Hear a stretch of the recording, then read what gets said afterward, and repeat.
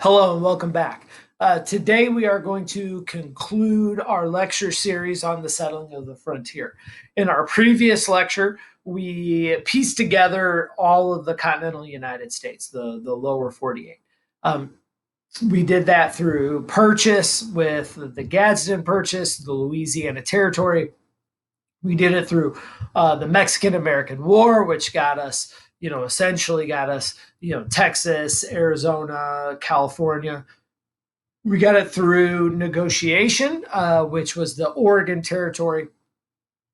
And so we pieced all that together. Now we have to get people out there. Well, people have been going out there by covered wagon for a long time, but that costs a lot of money and it's a lot of risk, right? You have to essentially sell everything you own, buy one of these covered wagons that are really expensive, and then you have to take this months long journey in this covered wagon against across hostile territory, in some cases to go over the Rocky Mountains. I mean, it's just awful. And so there's lots of people that want to head out west because you can get free or cheap land. There's gold out in California, and so there's lots of reasons to go west, particularly if you're poor. There's opportunity out west. The problem is most people aren't going to go because it's just too risky. It's too dangerous. And so we need a way to get people out there safely and cheaply and quickly. And so that's going to be the railroads. Now, railroads have been around for a while now. America's not the first country to really use railroads. Railroads are first established in Great Britain. The steam engine has made them possible. And so America's kind of looking at England, and they've seen that transportation costs with the building of the railroads have dropped 60-70%, which allows for industries to save money and grow exponentially. And so the first railroads are going to come to America. They're going to be really come up by to America in a city by city basis. So each city's got kind of their own railroads, and they're used to just bringing supplies for their own city.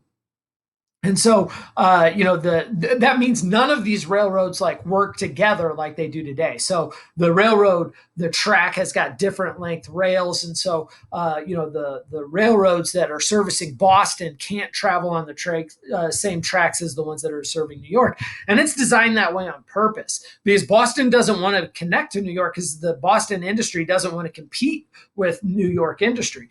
They just want to be able to bring in the food from the countryside because let's face it.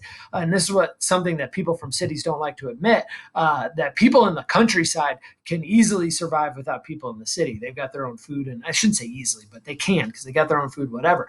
People in cities can't survive without the people in the country because they can't grow enough food for themselves. And so they have to be able to ship food in, and the quicker they can do it, the cheaper they can do it, the better. So the first railroads are going to be used for that purpose. As a matter of fact, first railroad in America is going to be the B&O, Boston and Ohio Railroad. Now, these railroads are shipping things in, but all of a sudden, what we start to realize is that cities, right, before the railroads, they had to have industry that serviced all of their needs. And so that means they had to have, a shoemaker and a hat maker and, ironworks and, all this other stuff. And that's really difficult to do because some areas just aren't set up for textiles, right? You want to be close to cotton to be a textile industry, right? And other cities, they might have lots of iron to be able to make nails, but they can't make the textiles. Other cities have the textile stuff, but they don't have the iron stuff. And so cities really want to specialize. But if you specialize, then that means you have to import the goods that you're not making. And so quickly, these cities start to realize, like, well, maybe we should connect. Because if we connect and say, like I'm making this up here, but like Richmond is going to have the ability to have Richmond, Virginia, a strong textile industry. Then, or let's say Lowell, Massachusetts, because that actually is they've got all the resources to become a strong textile industry. And Pennsylvania, who's got a lot of iron ore, they're going to be able to have a strong tool industry, iron industry. if we connect those two cities with a railroad, what we'll see is, Philadelphia in Pennsylvania is going to be able to make really cheap nails that they can sell to the people in Lowell, Massachusetts, and Lowell, Massachusetts will make really cheap clothing that they can sell in, a Philadelphia or Pittsburgh in Pennsylvania.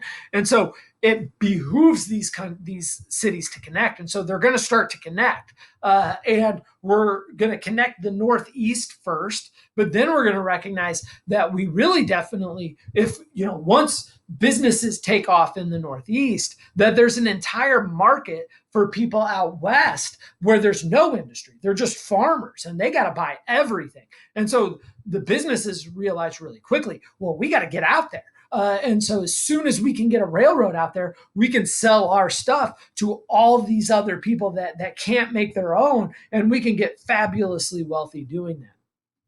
So it's going to help build all these industries: iron, coal, steel, lumber. It's going to build them because, one, you need those things to actually build railroads, but two, it's going to allow you to ship those things all across the country and really make a lot of money. It's going to build towns, places like Denver.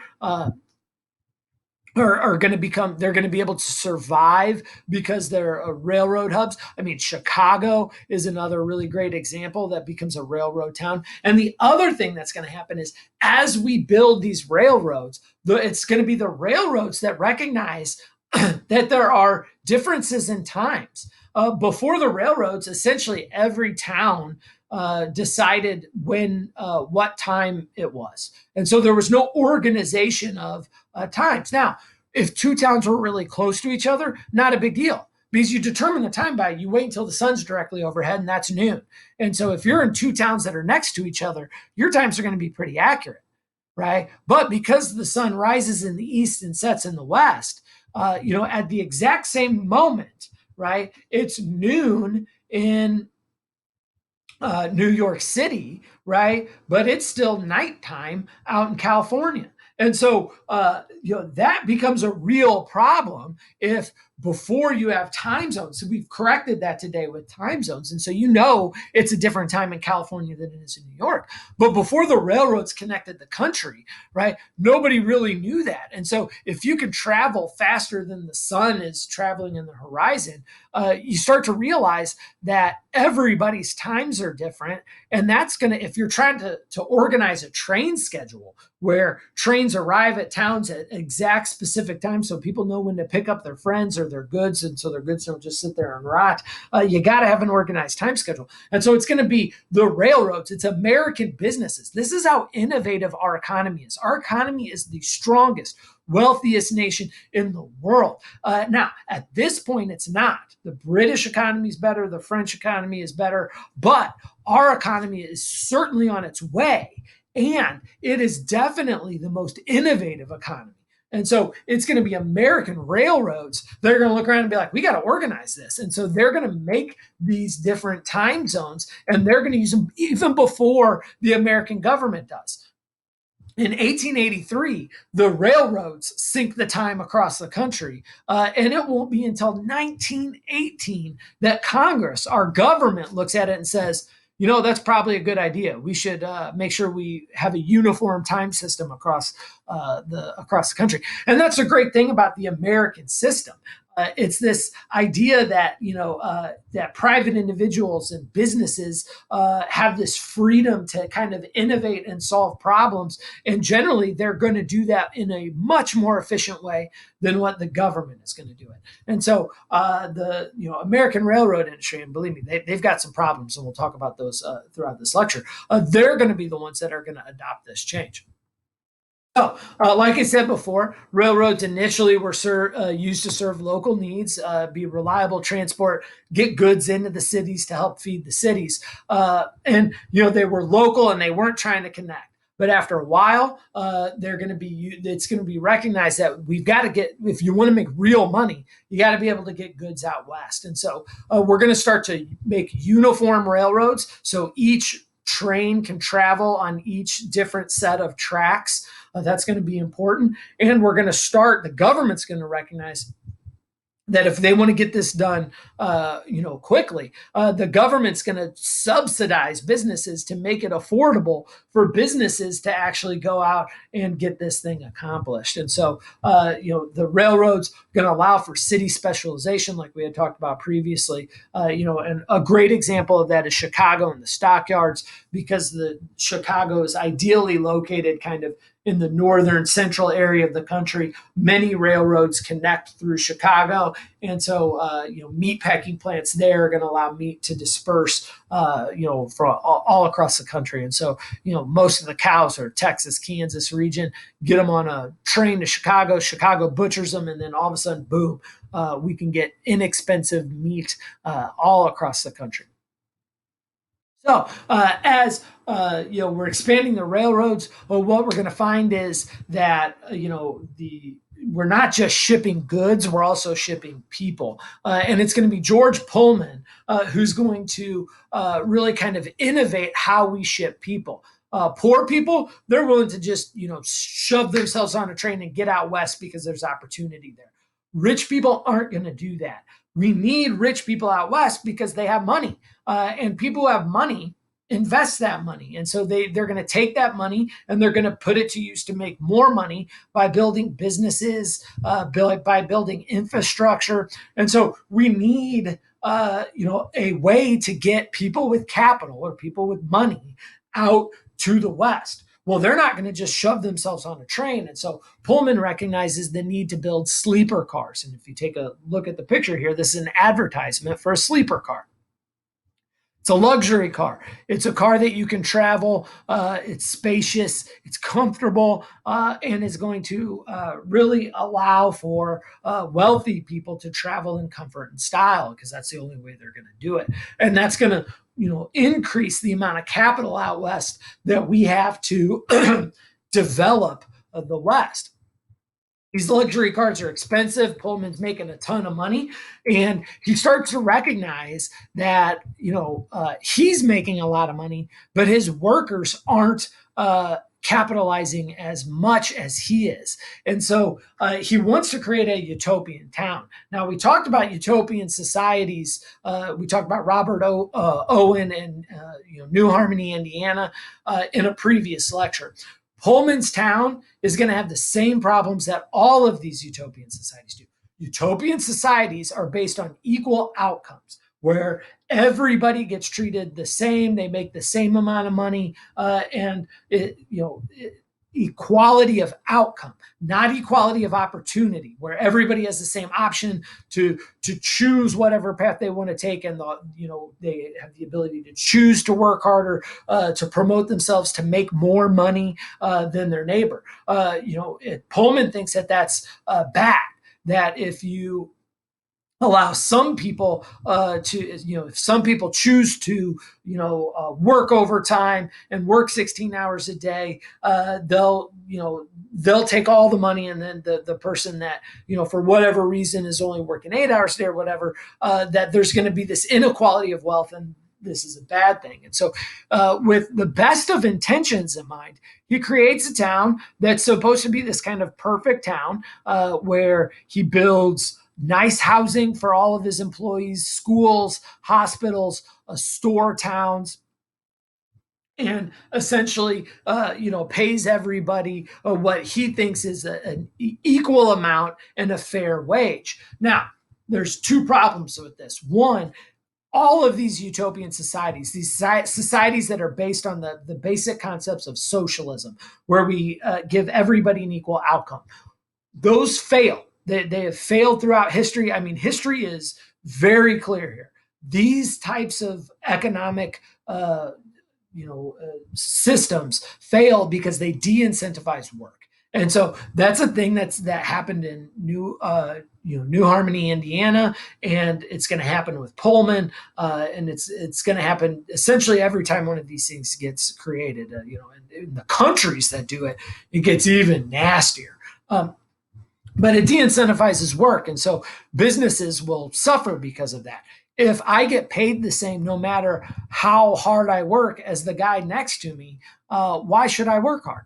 If it's a say and Pullman it really very generously is going to cap the work hour day. So it's, you're not going to have to work 12 hours a day. But even if I get an 8 hour day during that day, if I'm working my tail off to, make sure the company succeeds, so this experiment succeeds, and the guy next to me says, well, I'm not going to work that hard. I'm not capable of working that hard, or I don't want to work that hard. At the end of the month, who gets paid more?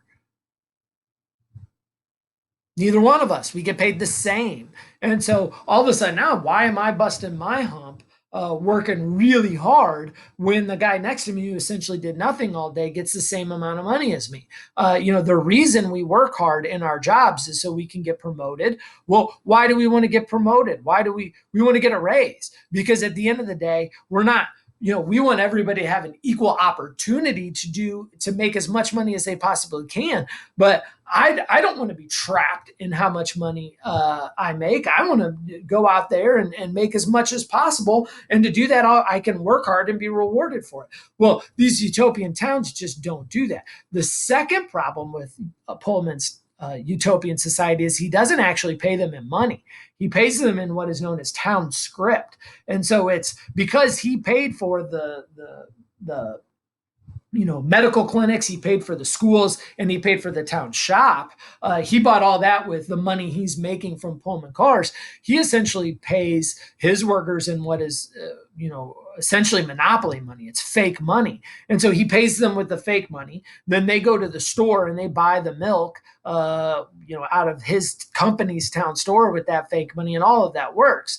But eventually, because you've de-incentivized work and we come across hard economic times, all of a sudden now what we see happen is Pullman's company starts to get in trouble. They're not making as much money, right? Nobody in the factories and our manufacturing plants are working very hard, and so we start to see production problems there. And at the same time, the American economy is going to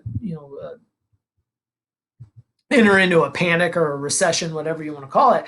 And so Pullman's not making as much money. And so when he's not making as much money, it looks like the business might go under. And so what's he got to do? Well, he needs his people to work more. So he's going to ask them to work more. Now, even though he's paying them in paper money, he still has to buy all the goods and stuff. So with real money that they're buying in the stores. And so what he essentially says is everybody needs to work more. Oh, and by the way, I'm raising prices. And so, and the workers are trapped.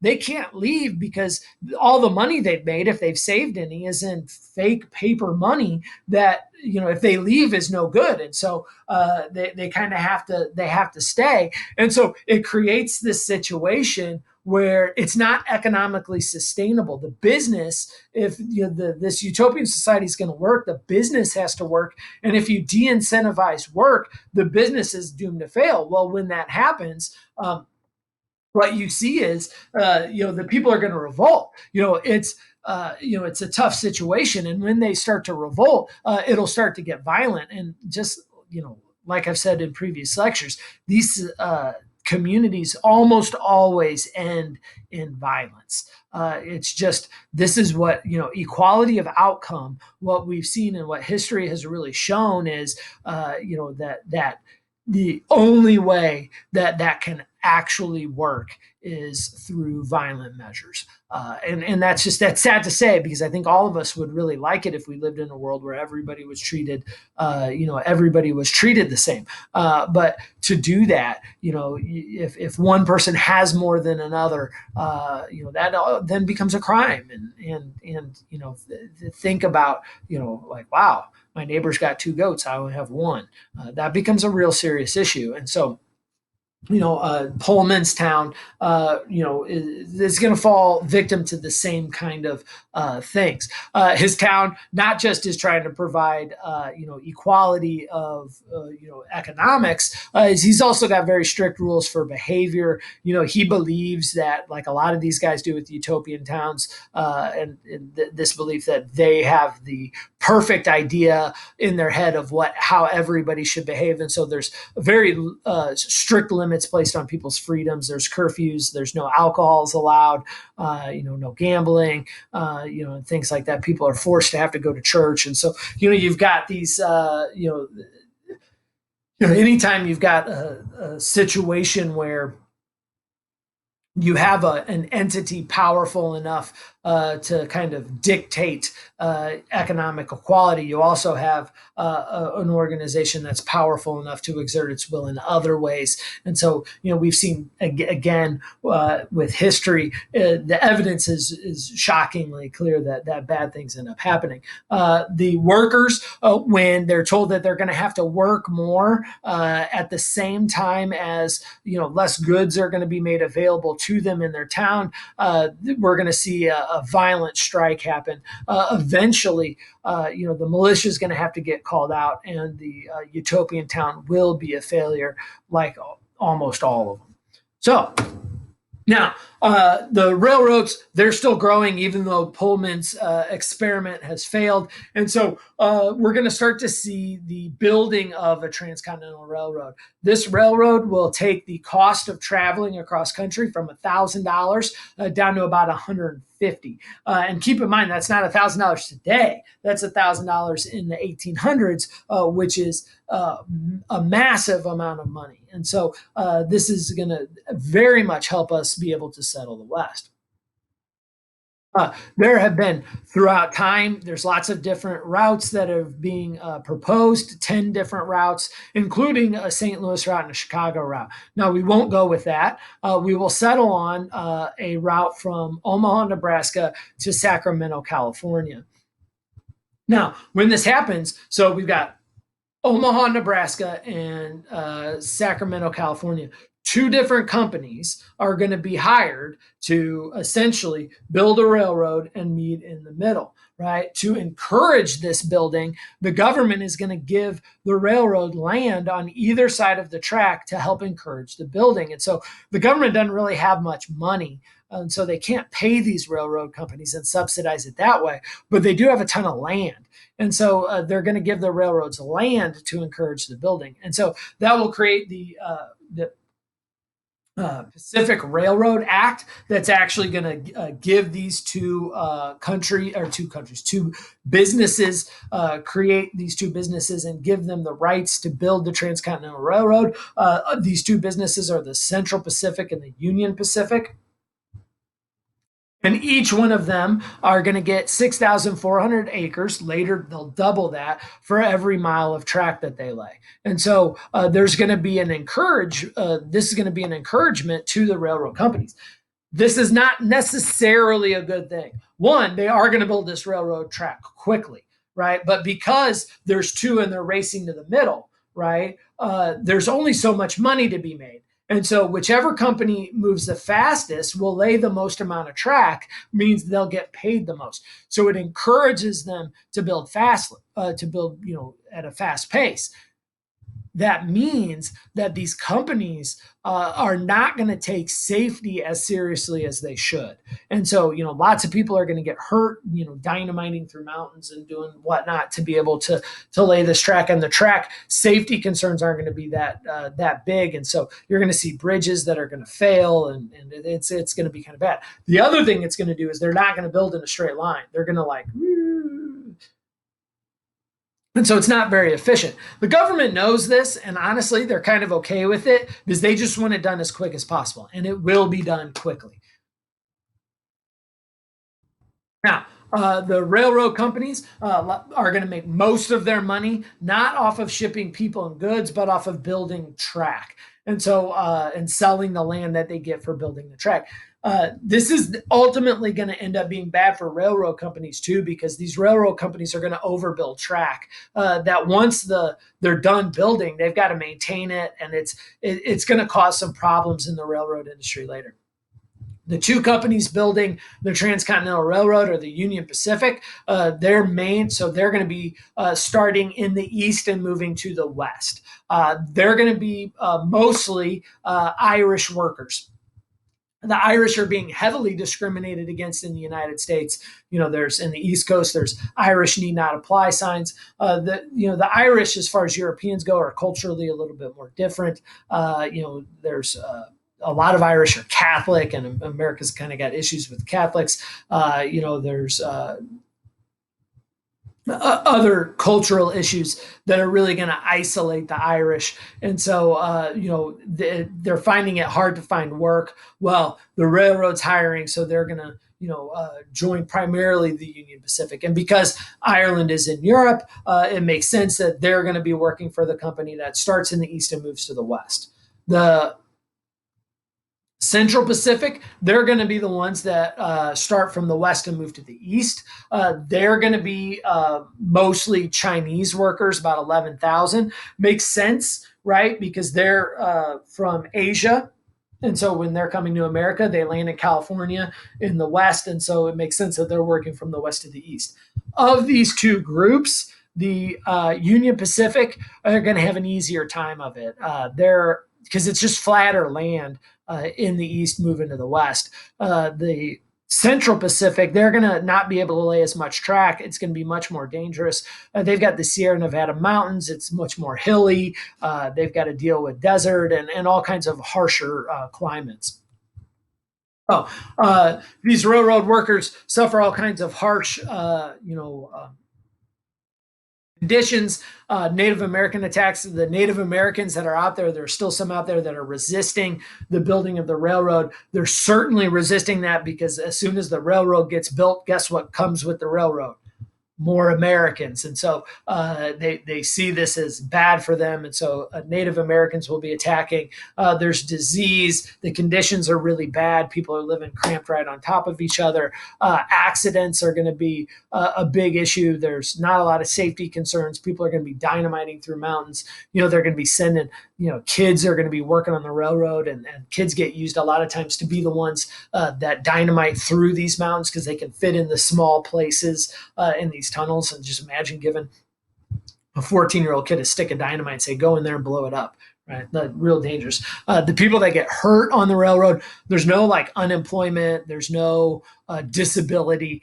You blow your arm off, you get fired, and good luck finding work. Right? I mean, it's a hard life. They don't have the kind of social safety nets that we have today. Thousands of people die each year building this railroad, so it is very dangerous work. And you see, just in 1888 alone, 2,000 will be killed and 20,000 injured. And so, I mean, the dead, that's awful, right? But those injured too, if it's a small injury, you might be okay. Blow off a finger, you probably survive, probably find work. Blow off your arm, who's going to hire you now? No unemployment, no disability, nothing like that. No Medicare, Medicaid. I mean, it's a hard life. Now, it was terrible. A little bit better for the Union Pacific and the Irish. You're talking about $40 to $60 a month plus meals. Railroads they're massacring the bison as they go across because they can't have these huge herds on their rails, and so they'll use that for the bison meat.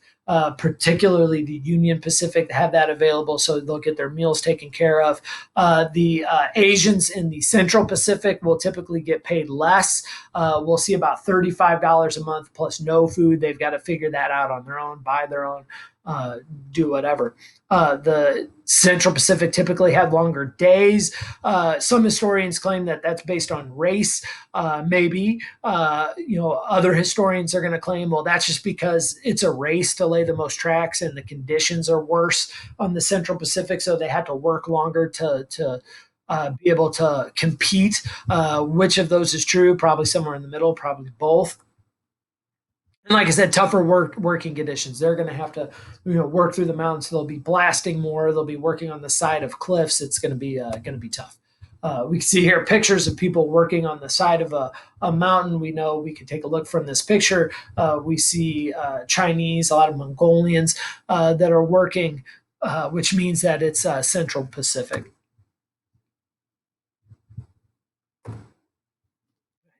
These massive bridges are going to have to be built to traverse the valleys. Remember, they're built speedily without a lot of safety concerns. So a lot of these bridges will fail and have to be rebuilt. But it's definitely very time consuming. Eventually, what we'll see is the two will meet at a place called Promontory Point. The Central Pacific will lay about 690 miles of track. The Union Pacific will lay over 1,000.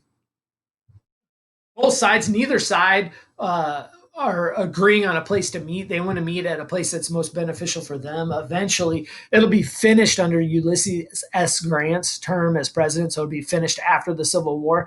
And he's essentially going to force them to meet just north of the Great Salt Lake at Promontory Summit. The point where they meet, they hammer in a symbolic gold spike, will be called Promontory Point.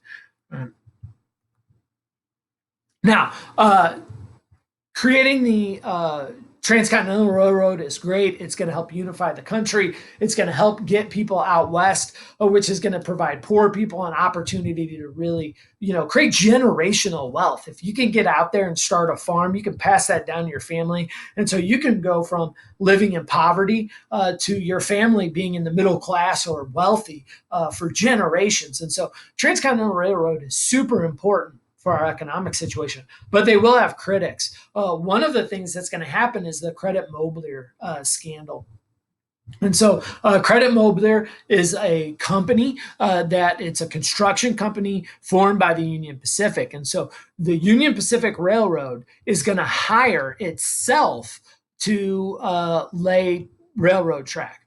Now, that might seem weird to you. Why create your own business? Why not just have the Union Pacific workers build this railroad? Well, because it's a stock scam essentially, and so there's no real regulation of the stock market at the time. So this is going to happen. It's going to be shady, but since there's no real regulation, you can kind of get away with it. And so what they do is they create their own company, and then they construction company. Then they sell that company's stock in the stock market.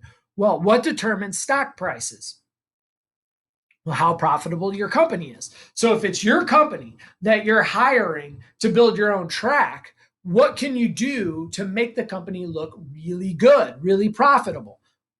Well, you can overpay yourself. And so they might, let's say they hire their construction company to lay track, and it might cost $1 to lay that track, and a normal company would charge $2 to build that track. Well, Union Pacific decides to pay itself $10 to pay that track. Now, that doesn't really cost them any money because they're taking $10 out of this hand, giving it to this hand over here. And so they're not really overpaying for it. They're just moving money around.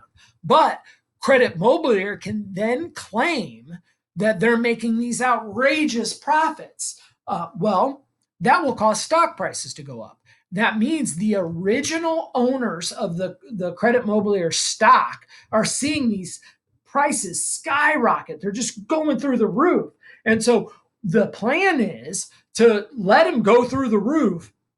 And then all the original owners, when these stock prices are obscenely high, they sell their stock to the average bum in America. I say average bum, I mean guys like us, the average Joe that doesn't really know that all this is a scam. We see, oh man, I want to pay as much as I can I want to buy as much of this stock as I can because they're making so much money. Well, that's all a sham. All of that's a sham. So when I buy their stock from the original owner takes all that money, knowing that eventually this business is going to fail. They walk away with a huge profit. Meanwhile, I bought stock that is essentially worthless. And so all kinds of people get caught up in this. It's going to be, senators and congressmen and all kinds of people are in on this scandal, and they know that this company's not worth anything. They buy the stock, early on. They wait until the scam goes through, and Credit Mobilier is charging 2 or 3 times more than actual costs, and then at the last minute they sell it to average Joes like us, and so the stockholders then pocket that money, walk away, and it's awful for the average guy that bought the stock. We're going to see, even the vice president of the United States is going to get caught up in this scandal, and so it's just, it's awful the number of people people caught up in the scandal. The other critics are going to be farmers. Farmers are going to claim that they're being overcharged. Businessmen like John D. Rockefeller that have to ship just trainload after trainload after trainload of oil are going to go to the railroads and they're going to say, look, I'm going to fill, I'm going to fill 100 trains a day with my oil. And I'm giving you so much business, you have to give me a discount. If you don't, I'll use another train. So what do you think those train companies say?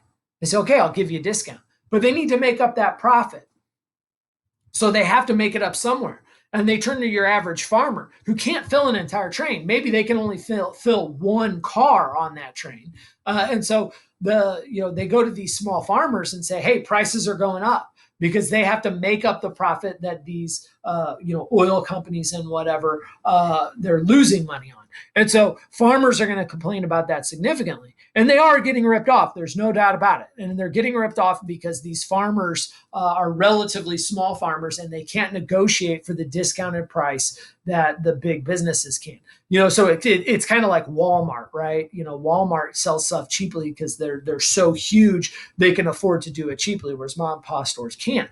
Now, farmers are right; they're getting ripped off, right? But that doesn't necessarily mean that it's bad for America in general.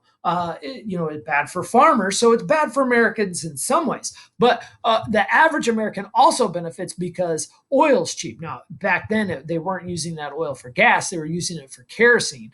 But the fact that Rockefeller is getting a discount on the trains means he can sell his oil cheaper. That oil is being used to create kerosene, which that's what he's actually selling. He's not selling oil, he's selling kerosene, which means the average person can start to use kerosene to light up their home in a safe manner. And so it's like, it's this situation with the big businesses and the farmers. As far as does it help or hurt the average American, it does both, right? It's going to bring up the cost of food, but it's going to bring down the cost of lighting and heating your house. And so, is the fact that Rockefeller's getting a discount a bad thing? Yes and no, right? The answer is it's complicated. So that concludes our lecture today on the railroads and our series of lectures on settling the frontier. Thank you very much for your time. I appreciate it, and I will see you again shortly.